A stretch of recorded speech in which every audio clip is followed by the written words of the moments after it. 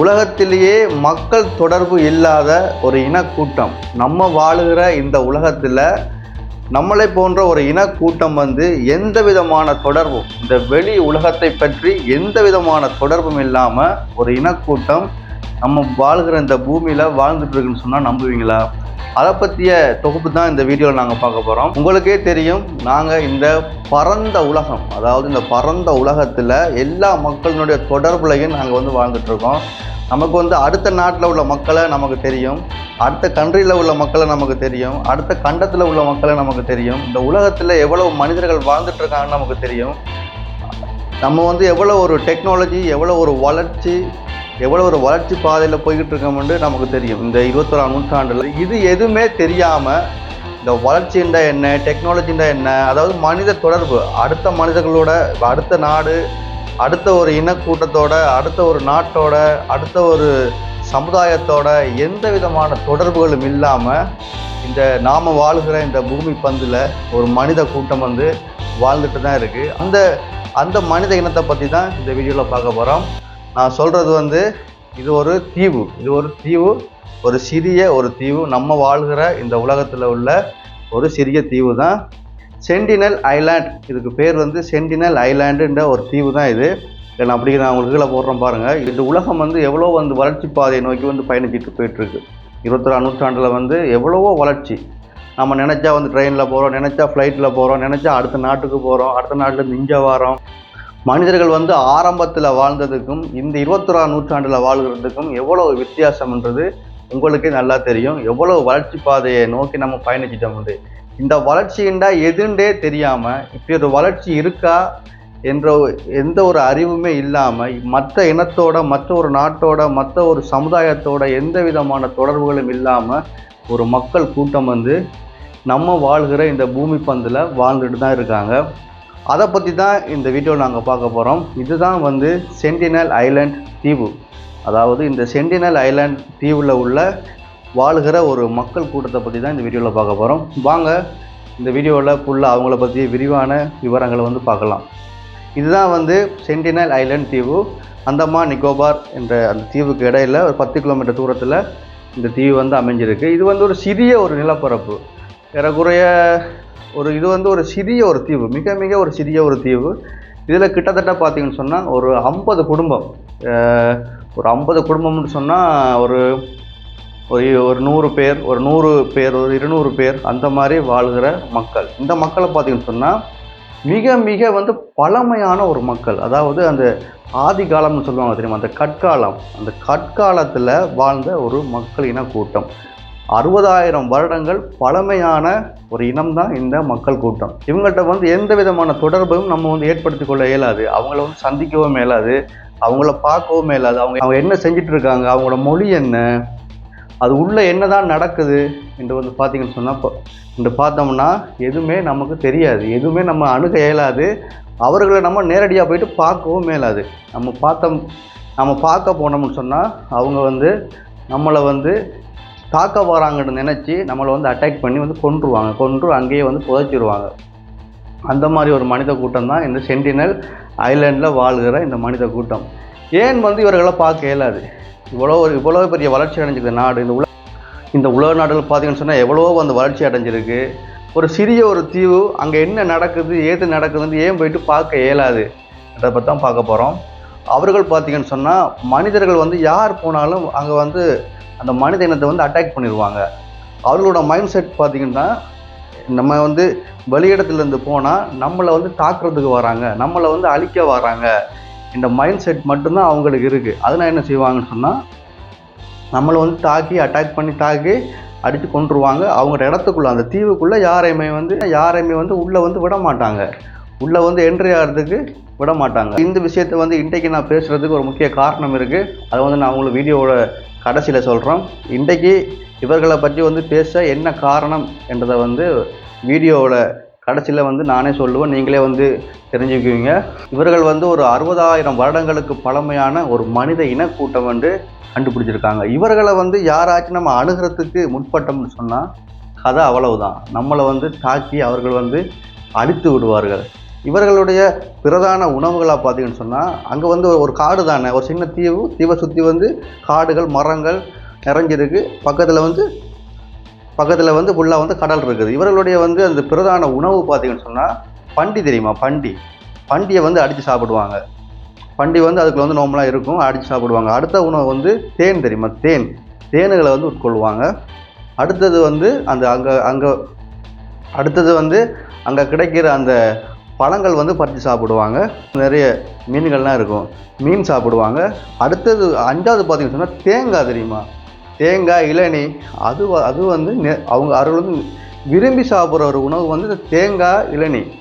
யாராவது அவர்களை வந்து பார்க்க போனால் அந்த தேங்காவை கொண்டு கொடுத்தா அந்த தேங்காவை மட்டும் எடுத்துக்குவாங்க. ஆனால் வந்து பார்க்க இயலாது, பார்க்க முடியாது. அப்படி யாராச்சும் ட்ரை பண்ணி கஷ்டப்பட்டு அவர்களை மீறி பார்த்து ஏதாச்சும் நம்ம கொடுக்க விரும்புனா அந்த தேங்காவை போயிட்டு நம்ம வந்து கொடுத்துக்கலாம். அதுதான் வந்து இவர்களுடைய பிரதான வந்து உணவாக இருக்குது.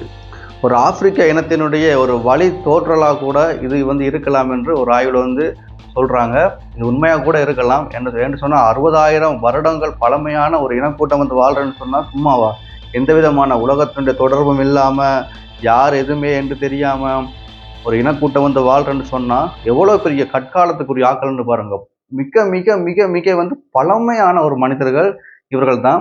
இவர்கள் பார்த்தீங்கன்னு சொன்னால் அந்த ஆடையெல்லாம் வந்து அணிய மாட்டாங்க. இப்போ நம்ம வந்து ஷர்ட் போடுறோம், டிஷர்ட் போடுறோம், இது பண்ணுறோம், நம்ம வந்து நகை நட்டு போடுறோம், எல்லாம் செய்கிறோம். அவர்களுக்கு வந்து அதுண்டா என்னென்றே தெரியாது. ஆடை என்றாலே அவர்களுக்கு என்னென்றே தெரியாது. ஆடையும் அணிய மாட்டாங்க. அந்த பட்டைகள் தெரியுமா, அந்த மரங்கள் இருக்குங்க பட்டைகள், அந்த பட்டைகளை வந்து எடுத்து அந்த தலையிலையும் அந்த கழுத்துலையும் இடுப்புலையும் வந்து கட்டிக்குவாங்க. ஆனால் ஆடையிலே அணிய மாட்டாங்க.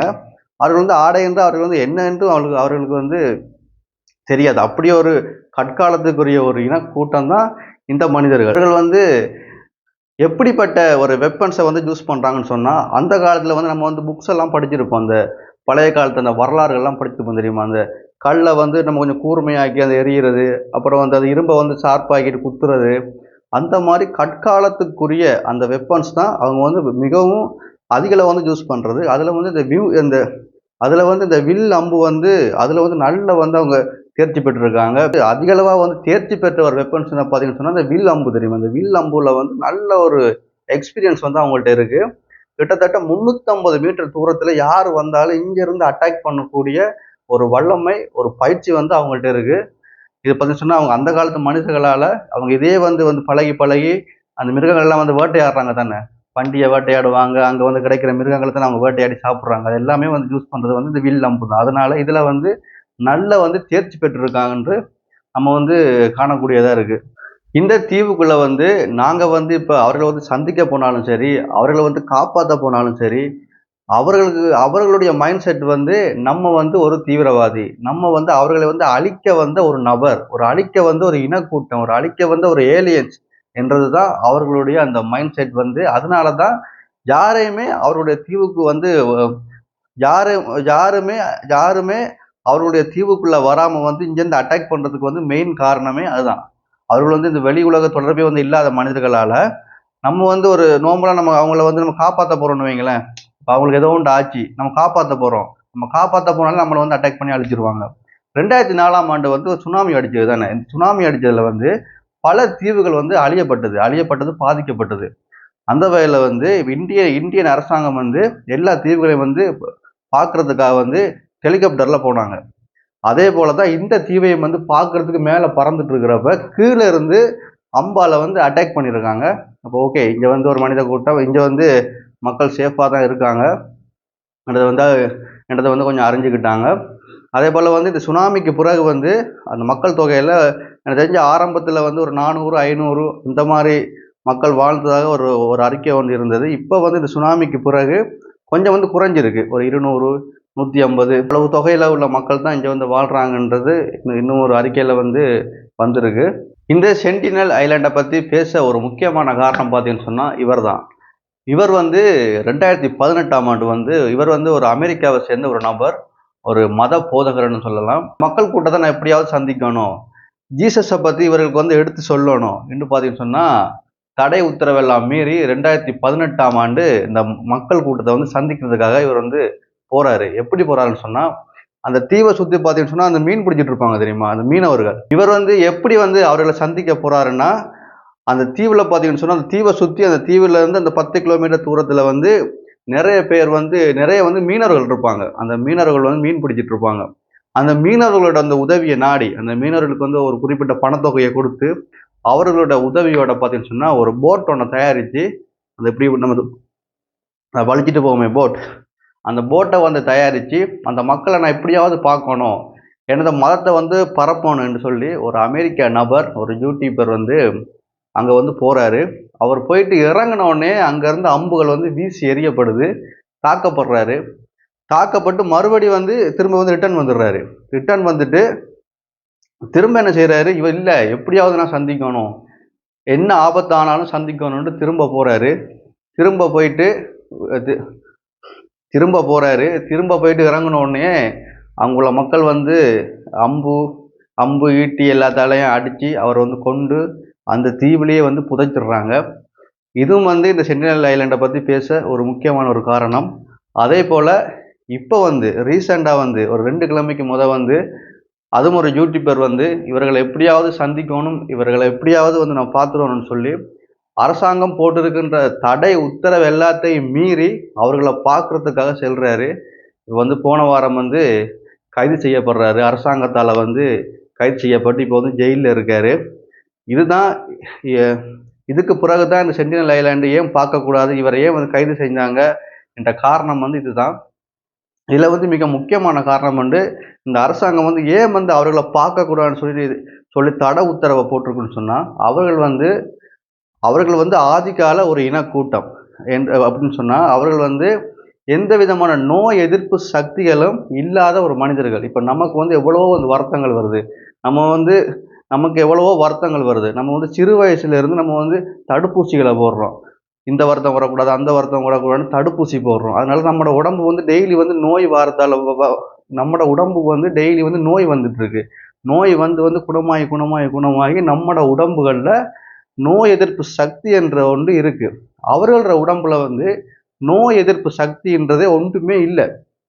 அவர்களுக்கு நோயே வந்ததும் கிடையாது, நோய் என்றால் என்னன்னு தெரியாது. அந்த மாதிரி ஒரு மனித இனக்கூட்டம் வந்து நம்ம போயிட்டு நோயை பரப்பி சந்திக்கிறன்ற பேரில் நாம் போயிட்டு அவர்களுக்கு நோயை கொடுத்து அந்த நோயினால் அவர்கள் வந்து இறந்துருவார்கள், இப்படி ஒரு மனித கூட்டமே வந்து அழிஞ்சிடும் என்ற ஒரே ஒரு நோக்கத்துக்காக தான் இந்த அரசாங்கம் பார்த்தீங்கன்னா எந்த ஒரு அரசாங்கமும் அவர்களை வந்து தொந்தரவு பண்ணக்கூடாது, அவர்கள் வந்து அவர்களாகவே வாழட்டும், அவர்களை வந்து ஆதிக்கால மனிதர்கள், இந்த இனம் வந்து ஒரு தேவையான ஒரு இனம்ன்றதுனால தான் யாருமே அவர்களை போய் பார்க்கக்கூடாது, சந்திக்கக்கூடாது, அவர்களை வந்து டிஸ்டர்ப் பண்ணக்கூடாதுன்னு சொல்லி ஒரு பெரிய ஒரு தடை உத்தரவை வந்து போட்டிருக்காங்க. நான் நினைக்கிறேன் 1991 வந்து அது வந்து உதவி செய்கிறதுக்காக ஒரு அரசாங்கம் மூலம் ஒரு குழு வந்து போகுது. ஒரு குழு வந்து அவர்களை சந்திக்கிறதுக்கு அதாவது பேச்சுவார்த்தை நடத்துறதுக்காகவும் சந்திக்கிறதுக்காகவும் வந்து போகிறாங்க. அவர்கள் வந்து அங்கே உள்ள மக்கள் அதை வந்து விரும்பலை, அவர்களே வந்து அட்டாக் பண்ணி தாக்குறாங்க. ஆனால் இவர்கள் வந்து கொஞ்சம் கொண்டு போனால் சில வந்து பொருட்களை கொண்டு போய் கொடுக்குறாங்க, அதாவது அந்த வாளி சாப்பாடு அந்த சின்ன சின்ன சாமான்களை கொண்டு போய் கொடுக்குறாங்க. அவர்களுக்கு அப்படின்டா என்னென்றே தெரியாமல் அந்த சாமான்கள் எல்லாத்தையும் குழி தோண்டி வந்து புதைக்கிறாங்க. இது வந்து 1991 நடந்தது. அதுக்கு பிறகு வந்து எந்த ஒரு அரசாங்கமுமே அவர்களை தொந்தரவு பண்ணக்கூடாது, அவரை டிஸ்டர்ப் பண்ணக்கூடாது, அவர்கள் வந்து அவர்களாகவே வாழ்ந்துட்டு போகட்டும்ன்றதை வந்து அப்பயே வந்து சொன்னாங்க. அதையும் மீறி இந்த நபர் வந்து போயிருக்காரு, இப்போ வந்து அரெஸ்ட் பண்ணவும் பட்டிருக்காரு. அதனால தான் இந்த டாப்பிக்கை வந்து பேச வேண்டிய ஒரு சூழ்நிலை. இதை பற்றி உங்களுடைய கருத்து வந்து கீழே வந்து கமெண்டில் சொல்லுங்கள். இந்த ஐலாண்ட் எப்படிப்பட்ட ஒரு ஐலாண்ட், இங்கே வாழ்கிற மக்களை நம்ம சந்திக்கலாமா வேணாமா என்றதை பற்றி கீழே வந்து கருத்து தெரிவிக்கிங்க. நன்றி, வணக்கம். அடுத்த வீடியோவில் பார்க்கலாம்.